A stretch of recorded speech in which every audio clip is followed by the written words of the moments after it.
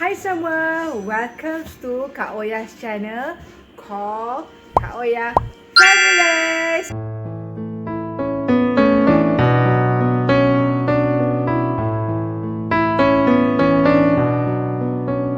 Guys, okay, hari ni sebenarnya Hari Raya Haji. So, berkesempatan ni Kak Oya ingin mengucapkan Selamat Hari Raya Haji kepada seluruh umat Islam yang menyambut Hari Raya Haji. So, Kak Oya ingin memberi serangkap dua pantun, okey?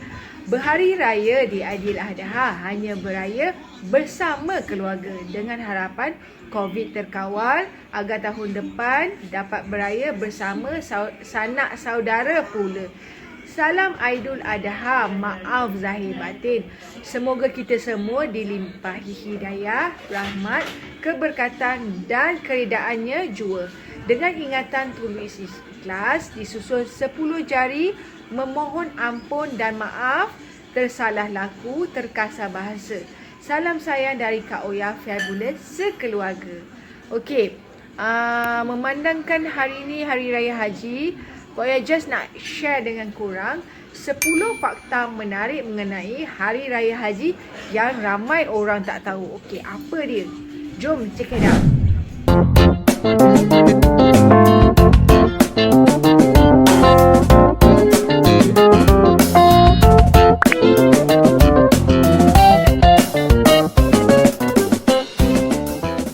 Hari ni Kak Oya nak share dengan korang 10 fakta menarik mengenai Raya Haji yang ramai tak tahu. Okey, seperti yang kita sedia maklum, Hari Raya Haji atau juga dikenali sebagai Hari Raya Korban ataupun Hari Raya Aidiladha merupakan salah satu perayaan yang disambut oleh umat Islam di seluruh dunia. Hari Raya Haji jatuh pada bulan terakhir kalender Hijrah Islam, iaitu pada 10 Zulhijjah. Perayaan ini disambut untuk memperingati kisah Nabi Ibrahim AS yang hampir mengobatkan anaknya Nabi Ismail AS seperti yang diperintahkan oleh Allah SWT. Peristiwa ini telah membuktikan bahawa ketaatan Nabi Ibrahim AS terhadap Allah SWT. Okey, Kak Oya nak share dengan korang, okey, 10 fakta menarik Hari Raya Haji. Berikut Kak Oya share dengan korang 10 fakta menarik Hari Raya Haji. Pertama, haiwan sembelihan haruslah diambil dari jenis baka yang elok dan tiada kecacatan seperti buta, tempang, tanduk patah dan lain-lain penyakit. Tak boleh ambil sebarang haiwan untuk kita sembelih sebab ia akan memudaratkan orang yang memakannya. Yang kedua, mereka yang melaksanakan ibadah korban dilarang untuk memotong kuku serta mengunting rambut bermula daripada 1 Zulhijjah sehingga selesai ibadah korban. Yang ketiga, bagi mereka yang melaksanakan ibadah korban, sunat baginya untuk menyembelihkan haiwan tersebut menggunakan tangannya sendiri.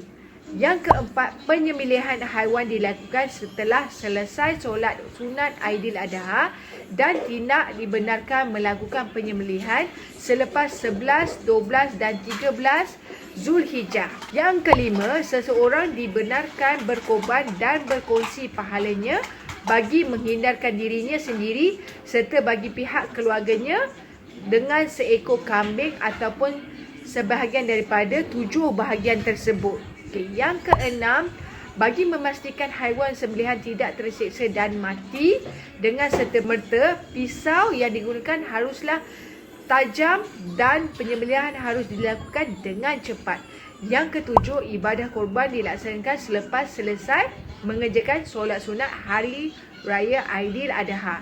Yang ke-8 adalah disunatkan untuk keluarga yang melaksanakan ibadah korban untuk memakan dan menghadiahkan sebahagian dari daging tersebut kepada orang lain. Yang ke-9, bagi mereka yang menyembelih haiwan korban tersebut sebelum solat sunat Aidiladha, sembelihan itu hanya menjadi daging yang boleh disedekahkan dan bukan daging korban. Yang ke-10, solat sunat Aidilfitri dan Aidiladha dilakukan di masjid ataupun di tempat yang terbuka di mana khatib tersebut dapat melihat keseluruhan hadirin yang hadir. Kesimpulannya kat sini, Hari Raya Haji sebenarnya bukan sekadar perayaan tahunan, tetapi ianya untuk mengingatkan kita tentang peristiwa Nabi Ibrahim alaihi salam. Dari peristiwa tersebut terdapat pengajaran yang boleh kita ikuti. Sebagai contoh, walaupun perintah Allah Subhanahu Wa Taala didatangkan dalam pelbagai bentuk, kita haruslah melaksanakan dengan hati yang terbuka sebagai tanda keimanan kita terhadap Allah yang Maha Esa. Oleh itu, bagi mereka yang berkemampuan, laksanakan ibadah korban ini dan kongsikan hasil korban tersebut dengan mereka yang sangat memerlukan.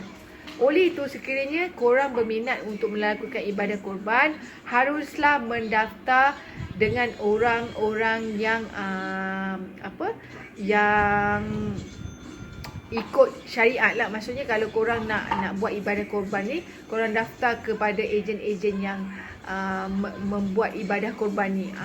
Korang boleh sumbangkan ibadah korban ni dengan niat korang. So, Kak Oya rasa itu saja Kak Oya nak share dengan korang tentang ibadah haji ni. Semoga apa yang Kak Oya share dengan korang memberi manfaat kepada anda semua.